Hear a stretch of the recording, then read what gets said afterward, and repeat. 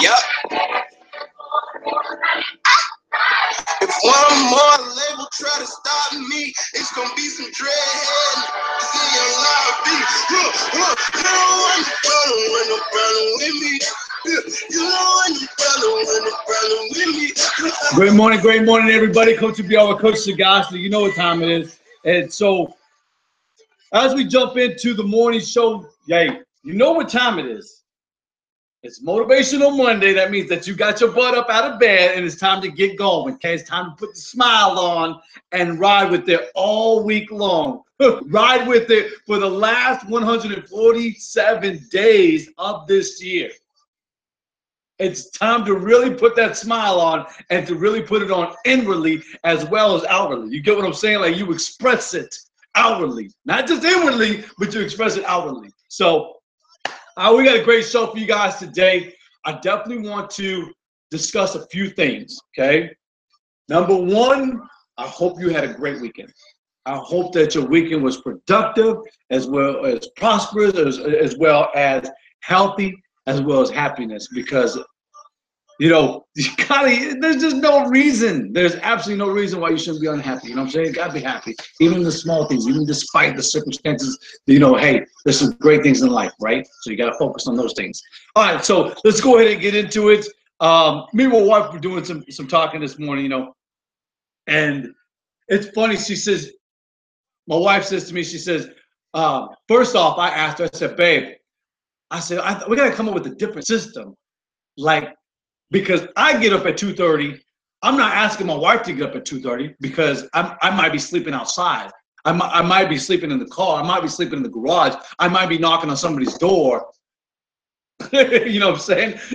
Because my wife is not waking up at 2:30. She's not at that. She's not convicted at waking up at the time. But nonetheless, like my wife was like, I don't know. I go, you like to wake up at like 5 o'clock, 4:30, you know what I mean? Wake up around that time. She says, I don't like to, but I will. I don't like to, but I will. She's like, I'm not like you. I don't like to get up at 2:30 and just spring out of bed and just excited about life. She goes, you know, and not that she's not. Look, she's looking at me. I know she's looking at me. She's giving me that evil eye, but I notice she's not. She just is not that morning person. And there's a lot of people in life that are not at that level. And so today I want to talk to you about getting to that level, okay? Because it's important. It's absolutely important getting to that level where you're waking up every single, you know what? In fact, I believe it's so important because there's two differences. You can wake up with the excitement, with the enthusiasm, with the optimism, okay, with the belief system that today is going to be optimistic. Today I'm going to make it my best. I'm going to be my best, right? Be catastrophic. You could wake up with a negative attitude, with a pessimist attitude, and things could go wrong throughout the whole day. There might be some areas where you might see some positiveness. There might be some areas where you might start seeing some brightness. You might see a smile. Let's be honest. The more times that you wake up in that pessimistic attitude, the more that you wake up, you start staying in the ordinary life. It's just pulsating. That ordinary life is just pulsating.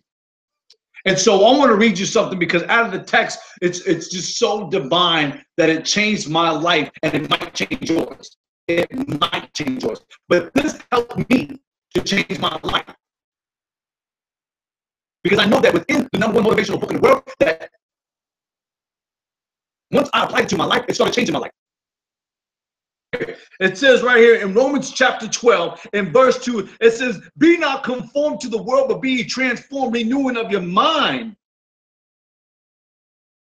Are you hearing me?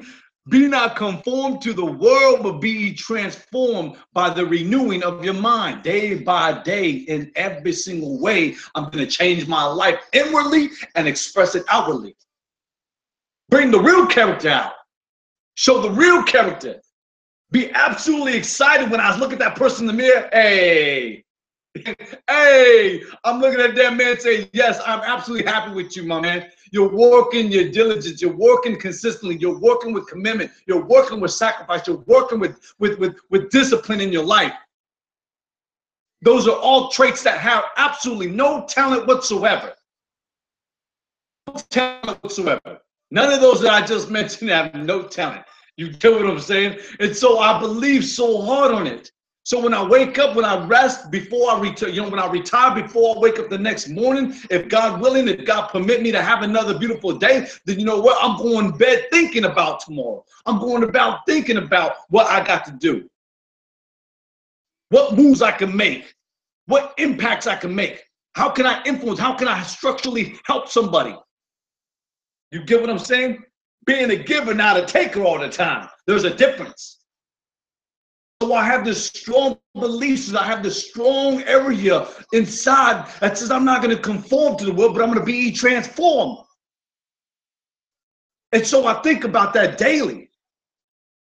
And so I think about that before I retire at night. And when I wake up in the morning, that's why I'm so excited.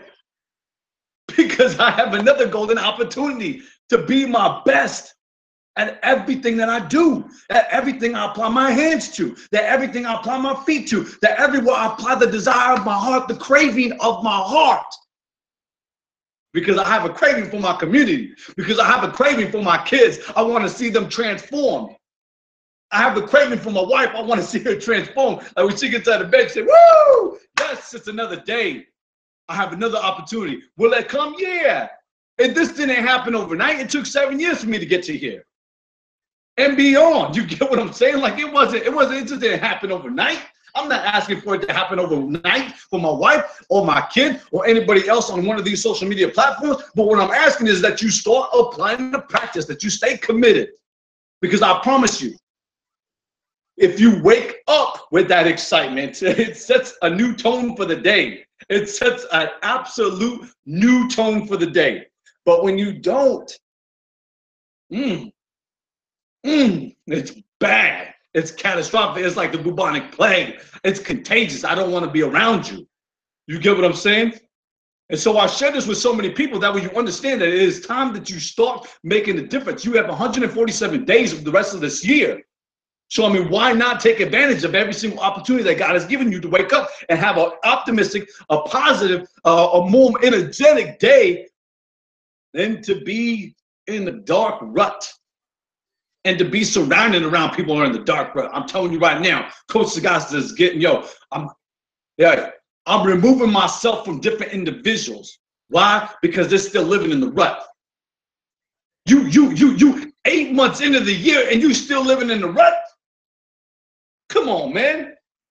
But you're like, but if I had this, but if I had that, butter. No more peanut butter. It's the gelling now. You know what I'm saying? You should be gelling like a fella and it's time to roll. You got to be saying, I want that mountain and so forth. You know what I'm saying? So I want to definitely share this out with you because I was thinking so hardly, and I brought this for my development class I was teaching there at the college, and I expressed to them so hard, day in and day out, and I expressed to them like things that you can control, things that are yours, things that you have inside you. Remember what I said, be not conformed to this world, but be transformed by the renewing of your mind. Okay, and I express this with so many people around the world that, you know what, it starts with here. My desire of my heart is the craving of what I want to see, even in my community. As I express it, I want to see change in my children, so I train them. I want to see change in my wife, so we train each other. You've seen the videos. You see what we're doing, the plank challenge. We're challenging one another. That's growing. You get what I'm saying? We're in love with the process. We're going on 18 years strong this month. We've been together for 19 years, 18 years strong this month. And so we challenge each other one after another, holding hands. You know what I'm saying? One wakes up at 5:30, the other one wakes up at 2:30, but nonetheless, we're holding the hands. We're going the mile. We're in the race to win it. You get what I'm saying? So we have a strong belief system. We're so committed to that. We're so committed to it. And I believe what happens is oftentimes is people don't understand what they can control. And so they lose sight, they lose focus. And that happens. Believe me, I know, I was there. As I expressed with everybody around the world, I was killing myself in 30 years. 30 years I was killing myself. You get what I'm saying? So I made a decision. I wrote it down. I made a decision. Number one, that doesn't require any kind of talent whatsoever, was to be disciplined, was to be more sacrificial, to apply more practice to my life. Oh, you get what I'm saying? You know where I'm going, right? You know where I'm going. So I started thinking, I wanted to be more committed. And so I started committing on the little things in my life. The cussing. I committed to watching my mouth. I committed to giving up the drinking, giving up the tobacco, giving up the negative thinking, giving up the pornography, giving up so many things in my life. I committed to it. The little things that might seem big in many eyes, but they were little things. When I looked at the micro details, they were the little things. And you're saying, wait a minute, coach, I got to give this up in order to see success. I got to do this. Hey, you're going to do what's good for you. I'm going to do what's good for Coach Sagasta. But everybody I've learned from, and I'm going back to the roots. I go back to the roots. I judge a tree by the fruit it bears. So I went back. I wanted to know what they were doing. How were you, how were you changing life? How were you changing your life? How were you changing your home? How did you become this phenomenal leader that is written down in history? Oh, you changed some things. I get it. You changed the small micro details of your life. I get it. You control, you have full control of the inward man. You change them day by day. And so I say, oh, okay, now get it. I fully get it. Now it's time for me to live that life. It's time for me to rest with self-satisfaction every single night and to wake up with determination every single morning. Okay? So I said, I want you guys now. You have 147 days. So right now, I'm thinking like, I got some folks, I got some people around the world right now, around the country right now, that are on the plank challenge with me and Sarah. So now here's where the rubber meets the road. Here's where the rubber meets the road.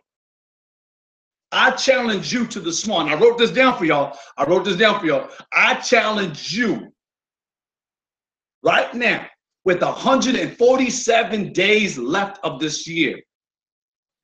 That ain't too much, right? So I challenge you right now to take the small commitments in your life to start changing your life. You're probably saying, wait a minute, that's too much for me. I said the small one. I didn't say the gigantic ones. I didn't say the extraordinary ones out there. I said the small ones.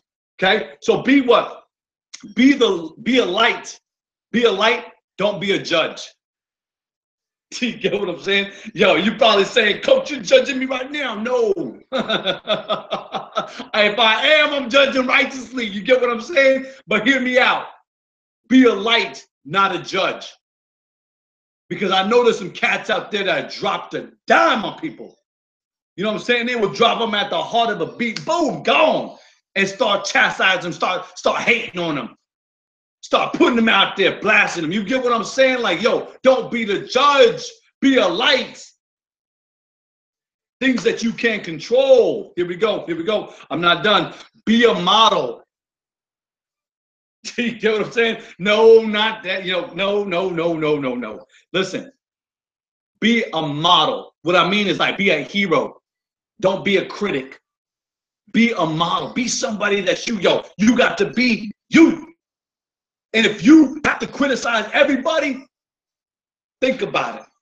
It's not rocket science. I'm not asking you to build a rocket ship, but think about the things that you control inwardly. How do you feel about being criticized? You get what I'm saying? What was that old saying? My mama taught me to say things or don't say good things at all. You know what I'm saying? You guys remember that. I know you remember that, okay? But here's the last part. Be the solution and not the problem. Did you hear me? Be the solution and not the problem.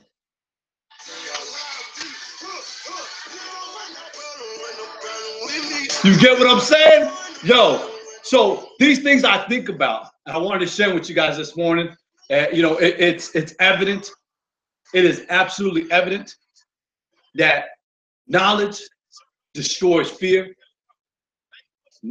Applied knowledge destroys fear. Applied knowledge gives you confidence. Applied knowledge destroys doubt. Applied knowledge, breaks up procrastination and laziness. I'll leave you guys with the things that you can control. As I said earlier in our earlier conversation, the things you can control: my discipline, my sacrifice, my practice, my commitment. Make small commitments. The last 147 days are here. Make every single one of them count. Make every single one of them count. Many blessings. Thank you guys so much for being on. Everybody on Facebook, everybody on Periscope, everybody on LiveMe, Instagram, and YouTube. Many blessings. Thank you guys so much for sharing this out. But we out.